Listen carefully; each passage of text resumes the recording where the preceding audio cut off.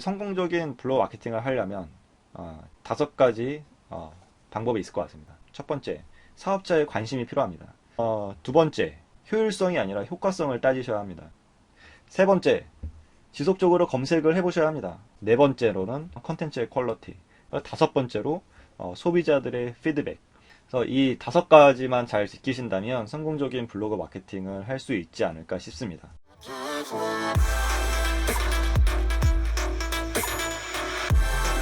안녕하세요. 다솔인의 이종보입니다. 네, 오늘은 바이럴 마케팅이 과연 플랫폼을 망가뜨리고 있는가에 대해서 한번 알아보도록 하겠습니다. 제가 이 주제를 준비한 이유는요. 여러분들이 질문을 남겨주시면 그 질문에 답변을 드리려고 했는데 우선 아직 질문이 안 들어온 관계로 페이스북을 타임라인을 보다가 좀 흥미로운 기사를 하나를 봤어요. 그래서 그거에 대해서 한번 토의를 해보고자 합니다. 뭐 제가 다 옳은 건 아니고요. 그냥 제 생각을 이야기 드리는 거니까 관계자분들은 별로 이렇게 기분 나쁘게 듣지는 말아주시기 바랍니다. 푸푸스스에 뭐 바이럴 마케팅은 어떻게 플랫폼을 망가뜨리고 있는가 라는 제목의 글이 올라왔어요. 심리 의료 진료를 하는 의사분이라는 필진 분이 이제 의료 마케팅 예를 들면서 이 의료 마케팅 쪽에 바이럴 마케팅이 이 그럴싸하게 구라를 쳐서 좋은 평판을 만들려는 수작 이런 단어를 문장을 쓰셔서 이렇게 그 바이럴 마케팅이 이런 의미가 되어가고 있다라고 이야기를 합니다. 2000년대부터 이야기가 나오는데요. 다행인 것은 저도 2008년부터 블로그 스피어에서 계속 활동을 했기 때문에 그간의 상황을 대충은 알고 있습니다. 그래서 이 블로그가 생기고 나서 의사나 병원에서 직접 운영하는 블로거들이 있었죠. 그 당시에 이제 유명하신 의사 블로거 분들이 몇 분 계셨습니다. 그래서 의사분들끼리 모여서 미디어도 만드셨어요. 뭐 헬스로그 같은 그런 거를 뭐 옛날에 양광님도 계셨고요. 굉장히 바른 방향으로 가고 있었죠. 그 당시에 그 의사 블로거들이 나온 이유는 자기 뭐 병원의 홍보 이런 목적은 없었고요. 왜냐면 그 대부분은 자기 병원의 어떤 병원에 소속되신 분이 아니라 보건소에 계신 분들이나 이런 분들이 활동을 하셨는데 그때의 뭐 지식인이나 이런 데에 너무 올바르지 않은 그런 의학 상식들 이런 것들이 민간요법 이런 것들이 너무 많이 돌다 보니까 의사분들이 아주 더 나은 인터넷 세상을 만들어 보고자 정확한 정보를 지식을 제공하는 그런 것으로부터 시작을 했습니다. 그래서 뭐 감기 걸릴 때 뭐 어떻게 하면 되느냐 뭐 이런 민간요법은 의학적으로 맞지 않다 뭐 내지는 어떻게 해야 된다라는 예방법들까지 알려줌으로써 굉장히 많은 인기를 얻었고 그게 요즘에 이제 푸푸스나 이런 슬로우 뉴스나 이런 것 1인 미디어 뭐 1인 미디어는 아니지만 이런 인터넷 미디어처럼 미디어를 만들었었어요. 그래서 꽤 잘 돼서 너무 빨리 시작을 했던 것 같아요, 제 생각에는. 근데 이때 이런 게 있었죠. 그래서 뭐 병원을 소개하면서 홍보 효과 매출이 올라가는 일들이 있었다라고 하는데 뭐 부가적으로 있을 수 있었겠죠. 근데 이게 이제 조작하는 게 생겨났다고 해요. 그래서 파워블로거에게 대가를 지급하고 후기를 의뢰하는 경우가 있었죠. 있었는데 이거를 하다가 이제 의료법에 저촉이 되면서 이 공정위에서 철퇴가 내려오게 됩니다. 그래서 의료법이 이제 다른 파워블로거 마케팅과 좀 다르게 의료법까지 합쳐지면서 대부분 이제 파워블로거들을 활용했던 마케팅은 없어졌어요. 지금 뭐 암암스럽게 뭐 하고는 있겠지만 이렇게 드러내고 하는 경우는 많이는 없습니다. 많이 예전보다 많이 사라졌죠. 저희 다솔인 같은 경우도 의료 마케팅은 전혀 하지 않습니다. 뭐 의료 쪽에 저희 그 소셜 마케팅에 관심이 있으신 분은 저희는 진행하고 있지 않기 때문에 연락을 주셔도 진행을 못 하고요. 왜냐면 그 의료법이 너무 까다롭기 때문에 그쪽 특화된 그 마케팅 업체들이 있어요. 그래서 그 업체들을 활용해 주시면 될 것 같고요. 근데 저도 꽤 많은 병원들에 이 뭐 상담을 하러 많이 갔었습니다. 그 블로거 마케팅 어떻게 해야 되는지 뭐 이런 걸 했었는데, 여기 보면은 이제 뭐 IP를 사고 팔고 뭐 대포 통장을 팔고 블로거 공장 뭐 양식자, 이거는 이 블로거 마케팅 업계의 폐해죠. 이런 곳들이 굉장히 많아요. 이런 곳들이 흥행을 하는 이유가 저는 근데 이 병원의 의사분들이 하실 말씀은 아니라고 생각합니다. 왜냐면 이게 어, 이런 블로그 공장 같은 게 확산된 이유는 물론 이런 거 만드신 분은 이 잘못한 거죠. 잘못한 건데 어, 뭐 거기에 수익이 있으니까 계속 유지가 되는 거 아니겠습니까? 근데 저도 상담을 다녀보면 대부분 병원의 의사분들은 너무 바쁘세요. 너무 바쁘고 어, 이 바쁘기 때문에 그냥 대충 맡겨요. 보지도 않아요. 그냥 우리 그냥 상위에 노출되게 해줘. 뭐 압구정 성형외과, 압구정 성형외과 치면은 바로 위에 뜨게 해줘. 뭐 모든 클라이언트들이 그런 말을 하긴 하죠. 근데 병원 좀 더 심해요. 이렇게 들어보려고 하지 않고 그냥 제가 만나봤던 분들은 대부분 다 그랬어요. 그냥 뭐 실장님이나 이런 분들이 나와서 뭐 어떻게 지내됩니까? 뭐 이렇게 상위에 노출 개런티 됩니까? 그리고 얼마입니까? 마지막에 물어보죠. 근데 어 병원을 하면은 참 돈도 많이 버실 텐데 이런데 비용을 사용하는 건 굉장히 인색해 하세요. 거의 전단지 수준으로 보시는 거죠. 보통 이제 이런 쪽에서 제시하는 수준은 뭐 월 30만 원에서 40만 원, 50만 원, 뭐 많으면 100만 원, 딱 이 수준입니다. 어, 중소기업들도 어떤 브랜딩을 하기 위해서 어, 그 정도 예산을 쓰는 경우는 거의 없습니다. 그 예산은 인건비도 안 나와요. 블로그를 운영 대행을 해주는데 누군가 글을 써야 되고 취재도 해야 되고 하는데 어, 뭐 30만 원, 40만 원 하면은 뭐그 사람은 재능 기부합니까? 그러기 때문에 블로그 공장이라는 게 생기기 시작한 거죠. 비싸게 부르면은 이게 안 되니까. 그러면은 30만 원에 맞춰주자. 아니면 30만 원에 부르는 업체들이 생겨났겠죠. 이 업체들은 프로그램을 사용하죠, 당연히. 프로그램을 사용을 해서 인건비 대신 프로그램으로 돌리는 그런 일들을 합니다. 그러다 보니까 당연히 뭐 취재 같은 건 없고요. 정해준 키워드와 대충 이제 이미지 같은 거 주면은 아니면 어디 가서 퍼오든가. 그래서 선정적인 키워드를 선택해서, 중요한 거는 보고할 때도 딴 거 보고 안 하고요. 요즘에는 뭐 상위 노출됐습니다 이런 거 할지 모르지만 대부분은 그냥 방문객 얼마입니다 라고 딱 합니다.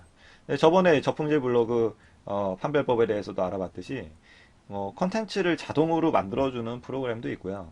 뭐 조회수를 자동으로 늘려주는 서비스도 있습니다. 그것도 원하는 대로 1000명이면 1000명, 2000명. 그래서 처음에는 한 100명씩 나오게 하다가 한 달 지나면 1000명씩 나오게 하다가 한 두 달 지나면 2000명씩 나오게 하다가 이렇게 점차적으로 증진시키는 형식으로 보여주는 거죠.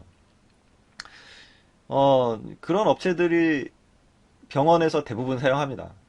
성형외과나 뭐 이런 특히 그런 키워드들을 보면은 어, 굉장히 이런 아주 조잡한 것들이 많이 생겨나요, 컨텐츠가. 그거는 이제 병원들이 이런 소셜 마케팅에 대해서 조금 관심을 가지고 볼지 모르겠지만 완전 잘못 이해한 거죠. 그냥 배너 광고 정도 생각한 거고 워낙 바빠서 그랬을 거라고는 이해는 합니다만 이 뭐 커뮤니티에도 인위적인 후기로 넘쳐나고 있다라고 하는데 글쎄 이게 바이럴 마케팅의 현상일까요? 뭐 찌라시 돌릴 때도 그렇게 다 수정해가지고 인위적으로 해서 하지 않나요? 그러면서 이제 뭐 이런 바이럴 마케팅의 시대는 끝났다. 그러면서 소셜 마케팅, 이제 페이스북이나 이런 곳에서 이런 논란을 없애줬다. 그래서 컨텐츠를 접하는 방식도 다르고, 뭐 가짜 후기를 만들어주는 것은 없다라고 했는데, 뭐 어뷰징에 관한 건 없다라고 했는데, 그것도 좀 저는 의문이 듭니다. 과연 그런가 한번 살펴봐야 되겠죠. 뭐 전체적으로 이 필자분에 대한 뭐 글을 반박하는 거라기보다는 이 저 업계에 있는 사람으로서 좀 잘못 이해하고 계신 게 것도 있다라는 거를 좀 알려드리고 싶어서 이 영상을 한번 방송을 찍어봤습니다. 우선 성형외과 검색을 해볼까요? 성형외과 검색을 해보면 굉장히 많은 글들이 나와요. 여기 문서 건수를 보면은 69만 건입니다. 굉장히 많죠. 여기 1페이지를 봤는데 1페이지에 최신 쓴 게 뭐 어제도 쓰고 2일 전에도 쓰고 해가지고 4일 전까지 1페이지 안에 굉장히 빨리 변하고 있다는 얘기죠.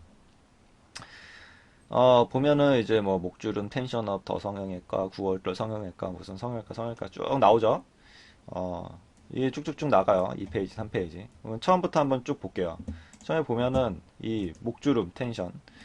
어, 봤더니, 이 이미지네요? 텍스트를 이미지로 그냥 했어요. 이거 이미지고요. 그래서 이미지 하나, 둘, 셋, 또 셋, 또 넷, 다섯, 여섯, 일곱, 여덟, 아홉, 열, 열하나, 열둘, 열세, 열네, 열다섯, 열여섯, 열일곱, 열여덟, 열아홉, 스물 이렇게 쭉 넣네요. 쭉 넣고 밑에 동영상 넣어주고. 밑에 이렇게 자질구레한 걸 많이 써놨어요. 그죠? 이거 참 이 전형적인 꼼수라고 할 수 있죠. 참 씁쓸합니다. 근데 보면은 이 블로그라는 게 검색을 위주로 되는데 이 이미지로 텍스트를 해놨어요. 왜 이렇게 해놨을까요? 어, 뭐 가독성 때문에 그런 걸 수도 있겠지만 쓸데없는 키워드로 집중시키지 않겠다라는 의미겠죠. 그리고 이미지 수를 채우겠다라는 얘기겠죠.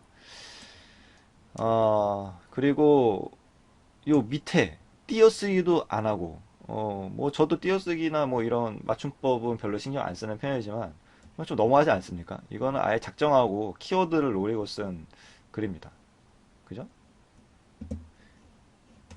딴 걸 볼게요. 여기 이 블로그에서 뭐 제일 많이 본 글 뭐 또 나오고 다른 카테고리도 나오는데 카테고리 보면은 더성형외과 느낌표 3개, 물음표 하나, 물음표 3개 이렇게 되어 있어요. 뭘까요, 이게? 쭉 보면은 소고기 샤브샤브, 양껏 트립, 뭐 간장게장, 뭐 팝송, 뭐 이런 거. 이거 왜 썼을까요? 저는 말이지요. 보면 우동에 김밥을 먹고 있습니다. 네네네. 맛있겠군요. 저도 우동에 김밥 먹고 싶네요. 왜 썼을까요? 이거 다 키워드 작업하려고 해놓은 거죠. 참 씁쓸하네요. 네. 그래서 여기 이제 조회수 노출 안 시켰으니까, 네. 다시 한번 노출 안 시켰으니까, 조회수를 보면은 이렇게 조회수도 많지는 않아요. 작업 중인 블로거겠죠? 이런 작업 중인 블로거를 하다가 잘 안 돼요. 안 되면, 그냥 바로 폐쇄해요. 폐쇄하고 또 파요. 어떻게 파냐? 아까 이분이 말씀하셨던, 어, 이 새로운 그 블로거들을 사는 곳들이 있죠. 그 사는 곳에서 다른 블로거들 막 사가지고 이렇게 작업하는 거예요. 절대 팔지 마세요. 개인 블로거 분들은. 팔면은 개인 아이디랑 비밀번호 다 줘야 되는데, 그거 가지고 뭐 할지 어떻게 알아? 내 주민번호로 연동되어 있는 계정인데. 절대 이런 거 뭐 돈 뭐 천만금을 준다고 해도 팔지 마십시오. 두 번째, 여기 9월동 성형외과 봅시다. 봤더니 똑같아요. 요즘 트렌드인가 봐요. 여기 이미지로. 이거 다 이미지죠?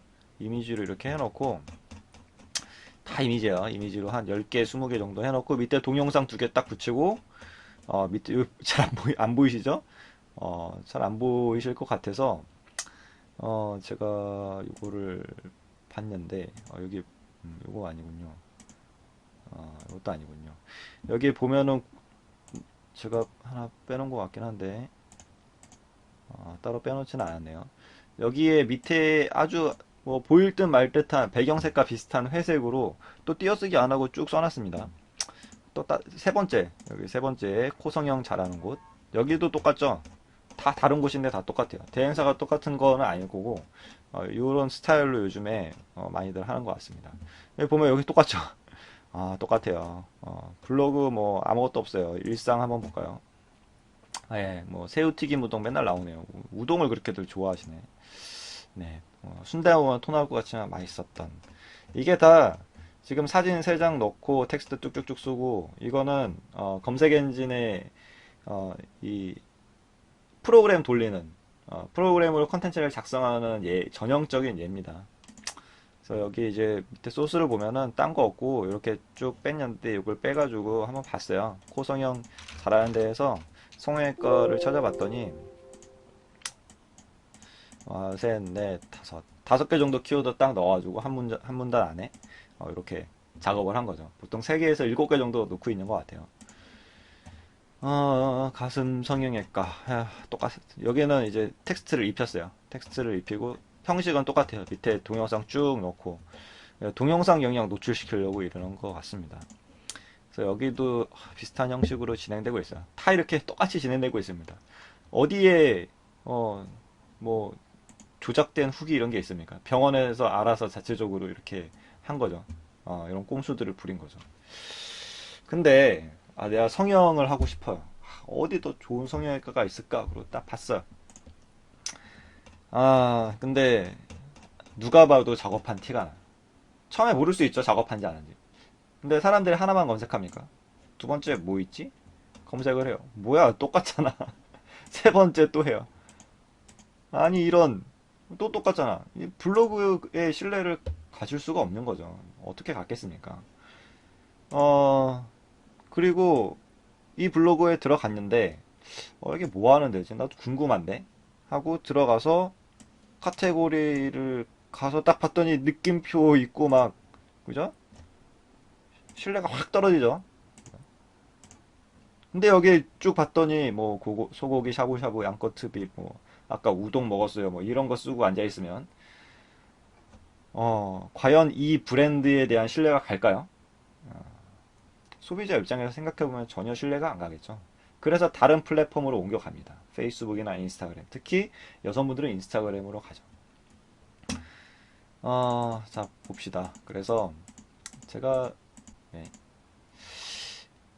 지금 그 성형외과의 문서수, 성형외과, 성형외과의 블로그 문서수가 69만 건이에요. 근데 키워드 검색해봤더니 성형외과로 PC와 모바일 합한 게 한 뭐 2만 5천 건, 2만 6천 건 정도 되죠. 2만 6천 건 정도 월 조회를 하는데 문서 수는 69만 건이에요. 이 얘기는 모든 업체가 지금 프로그램 돌려가지고 찍어내고 있다는 겁니다. 하루에 10개씩 찍어내는 거죠. 이런 키워드예요. 이 키워드로 뭐 이게 매출이 얼마나 오르는지까지는 모르겠습니다. 하지만 이런 식으로 해서 그 브랜드에 대한 의미가 좋아지지 않겠죠. 그리고 예전 같았으면은 뭐 소비자들이 선택할 수 있는 검색할 수 있는 곳이 네이버밖에 없었다면 요즘은 페이스북도 있고 뭐 인스타그램도 있고 다양한 플랫폼들 유튜브도 있고 생겨나고 있습니다. 그런 곳에서 또 소비자들이라면 현명하게 선택을 하지 않을까 싶은데요. 페이스북도 보면은 페이스북에서 과연 잘하고 있을까? 페이스북을 뭐 실명으로 하기 때문에 잘 된다 뭐 이렇게 말씀하시는데 페이스북에 페이크 계정도 너무 많고요. 뭐 페이지를 만들면은 누가 만들었는지 몰라요. 그 관리자 설정에서 관리자를 드러낼 수도 있지만 거의 다 드러내지 않고 하죠. 좀 현실을 모르시고 하신 말씀 같은데 어, 이 여기서 누가 운영하는지 어떻게 알 수 있습니까? 모르죠. 보면은 페이지가 10,000명이 넘어요. 1,700명이에요. 컨텐츠, 페이스북의 장점이라고 하면 컨텐츠로 승부를 봐야 돼요. 도달률이 팬이, 10,000명이어도 10,000명한테 다 전달이 되지 않습니다. 어떤 특정, 페이스북의 뭐 엣지랭크나 이런 알고리즘에 의해서 다 노출이 되지 않아요. 근데 그렇다면은 이게, 이 컨텐츠로 승부를 봐야 되는 거죠. 공유가 될 만한 컨텐츠를 작성을 해야 됩니다. 그래서 이런 카드 형식의 이런 걸 쓰고 있죠. 뭐 정보성 컨텐츠를 쓰고 있습니다. 그래서 보시면은 이제 해서 뭐 이렇게 넘어가면은 로그인 확인 뭐 이렇게 해서 뭐 이렇게 여기로 가서 이제 상담 이렇게 쓰는 거겠죠. 그래서 보면은 재밌는 게 여기 보면은 이 10,000명인데 10,000명인데 팬이 10,000명인데 좋아요가 13개밖에 안 돼요. 19개밖에 안 되고요. 공유하기 한 개 14명, 12명. 공유하기 2개. 이건 좀 있네요. 그 댓글이 13개 정도. 근데 10,000명의 팬페이지에서 나올 만한 수치는 아닙니다. 그리고 사람들이 굉장히 혹할 만한 이런 좋아할 만한, 특히 여성들이 좋아할 만한 정보들이 있는 성형외과 사이트에서 이 정도 나온다는 얘기는 어, 그냥 페이스북 광고 돌렸던가 아니면은 나중에 뭐 해보면 알겠지만 뭐 라이크 핵을 샀던가 그런 거겠죠. 그래서 인게이지가 없고 도달률이 떨어지는 겁니다. 자, 정리를 하겠습니다. 정리를 하면 그렇다면 성공적인 블로그 마케팅을 하려면 제 생각엔 5가지 방법이 있을 것 같습니다. 첫 번째, 사업자의 관심이 필요합니다. 사업자가 이쪽에 대해서 관심이 있어야 돼요. 그냥 돈만 주면은 땡, 이거는 큰일 납니다. 브랜드가 무너질 수 있어요. 안 하는 이만 못한 블로그 마케팅이 될 수가 있죠. 페이스북도 마찬가지고요. 두 번째로는 효율성이 아니라 효과성을 따지셔야 합니다. 효율성과 효과성. 이 효율성이라는 것은 내가 어떤 비용을 투자할 때 가장 뭐 비용 대비 가성비가 가장 좋은 게 나오는 게 효율성이고요. 효과성은 어떤 목적에 부합하게끔 내가 손해를 보더라도 가는 게 효과성입니다. 이 의사분들은 대부분 병원에서는 효율성을 따지는 것 같아요. 비용 대비 가성비. 그러다 보니까 그냥 수치만 좋으면 되는 거죠. 컨텐츠가 어떻게 되건 망가지건 상관이 없는 겁니다. 어떤 꼼수를 부리던 꼼수를 부리면은 그런 걸 보고 아까처럼 그런 사례들을 보고 이게 뭐 하는 겁니까? 라고 얘기해서 중단할 수 있게 해야죠. 안 그러죠. 왜냐하면 그쪽에서 제시한 기준이 상위 노출, 조회수, 요즘 조회수를 안 따지나 봐요. 상위 노출 따지나 봐요. 근데 제일 중요한 컨텐츠를 따져야죠. 컨텐츠를 저렇게 만들어 놓고 소비자가 신뢰할 거라고 생각한다면 그거는 너무 사업자의 입장에서 생각을 한 거죠. 그래서 그런 효과성, 우리의 목적은 뭘까요? 매출도 있지만 브랜드도 있잖아요. 우리 브랜드 이미지를 높여야 되는데 브랜드 이미지를 높일 만한 컨텐츠를 생산하고 있는가? 좀 카운터 좀 까먹고 검색 엔진 노출 좀 안 돼도 우리가 전할 수 있는 다양한 플랫폼들이 있잖아요. 그런 것들을 통해서 이런 효과성을 통해서 우리 브랜드의 이미지를 높이고 우리 병원의 이미지도 높이고 사람들이 우리 병원에 어떤 SNS에 왔을 때는 여기는 신뢰할 만한 곳이다. 내가 정말 비싼 돈을 들여서 내 얼굴을 혹은 다른 것들을 의사한테 맡기는데 그런 것들에 대한 신뢰를 가질 수 있는 곳이다 라는 그런 컨텐츠를 생산할 수 있어야 하지 않을까 싶습니다. 세 번째, 지속적으로 검색을 해보셔야 합니다. 검색을 해보면서 과연 어떻게 우리 컨텐츠들이 나오고 있는지를 확인해 주셔야죠. 상위 노출되고 있는지, 컨텐츠 퀄리티는 어떤지, 사람들이 거기에 들어와서 어떤 반응들을 취하고 있는지들을 계속 확인을 해 주셔야 합니다. 이거 대행사가 안 해줘요. 대행사는 아니면 사업자가 그런 요청을 해야 되겠죠. 그런 걸 리포트를 써서 내라는 얘기를 해야 될 것 같고요. 네 번째로는 뭐 두 번째에서 얘기했지만 컨텐츠의 퀄리티. 컨텐츠의 퀄리티를 어떻게 뽑아내고 있는지에 대해서 사람들이 신뢰할 만한 컨텐츠를 내보내야 되겠죠. 다섯 번째로 소비자들의 피드백. 병원에 오신 분들에게 혹은 지인분들이나 아니면 길거리 다니는 사람들에게 혹은 FGI 같은 걸 통해서 이 블로그 컨텐츠에 대한 피드백을 한번 들어보세요. 정말 이걸 보고 병원에 대한 신뢰감이 생기는지 오고 싶은지 이런 것들을 한번 물어본 한 10명이나 20명 정도한테만 물어봐도 대략적인 통계가 나올 겁니다. 그래서 이 5가지만 잘 지키신다면 성공적인 블로그 마케팅을 할 수 있지 않을까 싶습니다. 네, 오늘은 여기까지 하겠고요. 저는 소셜 마케팅 다솔인의 이종범 대표입니다. 유튜브 채널 구독해 주시고요. 좋아요 많이 눌러 주시고요. 페이스북 페이지 좋아요도 많이 눌러 주시기 바랍니다. 감사합니다.